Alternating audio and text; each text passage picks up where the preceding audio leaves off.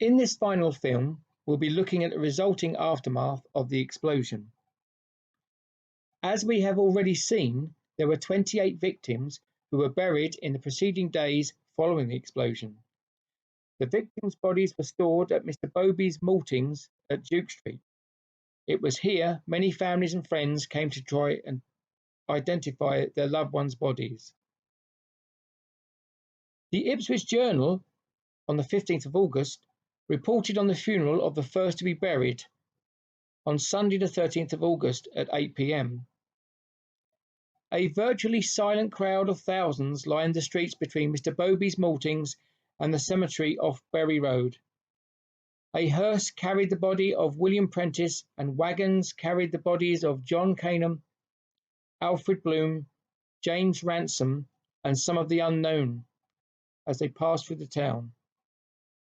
The rest of the victims were buried on the 14th and 15th of August at the Old Cemetery, Stowmarket, Hawley, Creating St. Peter, and Coombs Church cemeteries.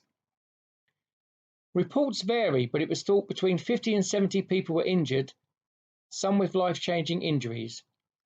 A meeting of the people from the town took place with Mr. Harvey Oakes, banker, leading it. It was for making arrangements to bring relief to the injured.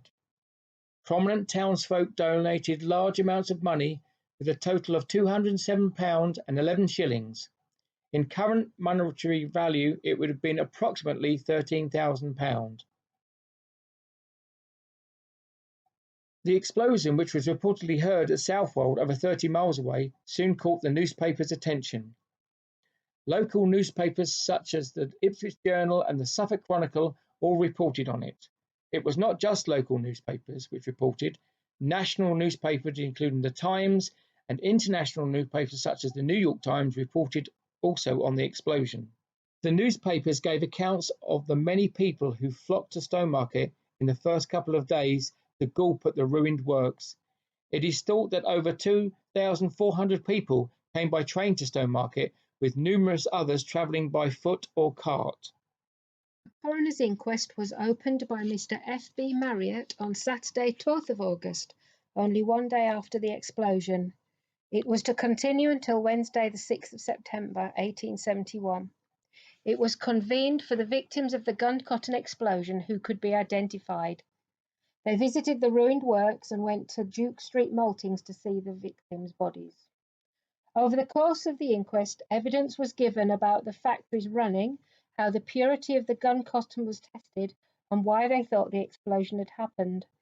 Evidence was brought from Upnor Castle of impure Guncotton, which had been supplied by the works at Stowmarket. Although evidence was given by workers from the factory about the smells of nitrous fumes, rushed washing times, and underage children working 12-hour shifts, this evidence was often not taken into consideration or examined. In the minds of the managers and experts on making Guncotton, there could not have been a mistake, but must have been deliberate adding of acid to the Guncotton after it had gone for testing at the laboratory. The jury returned this verdict: the explosion causing the deaths of person on whom this inquest was held was produced by some person or persons unknown adding sulphuric acid to the Guncotton subsequent to its passing the tests required by the government.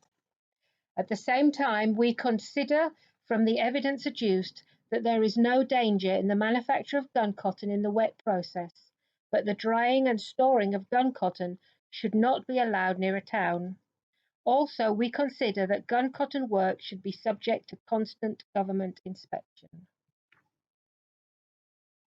Captain Magendie, sent by the Home Secretary, attended, asked questions, sent samples away to be tested, and gave evidence at the inquest.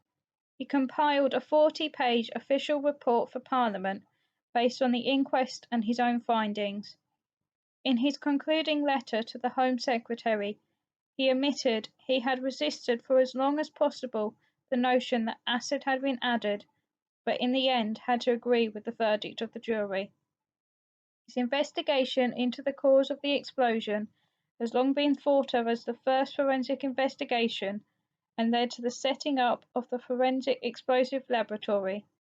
Even today, Many of the questions Captain Magendie and his assistant chemist Dr. Dupre are used by forensic investigators. The effect of Captain Magendie's report did have a long-term effect.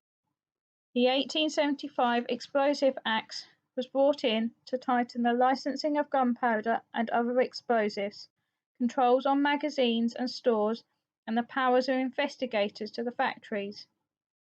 In terms of children, Section 10.11 stated that a person under the age of 16 shall not be employed in or enter any danger building except in the presence and under the supervision of some grown-up person.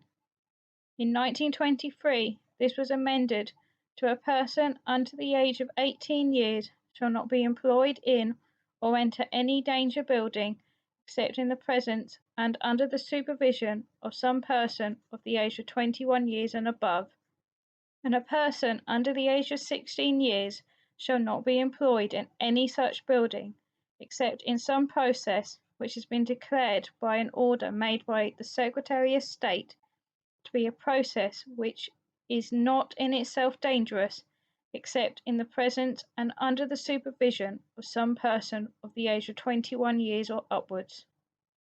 Also, a person under 18 was not allowed in the store except in the presence of a person 21 years or upwards.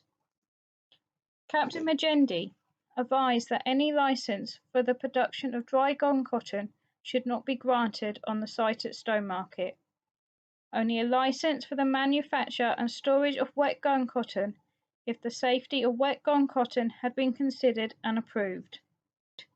In 1872, the factory was rebuilt for the manufacture and storage of wet guncotton.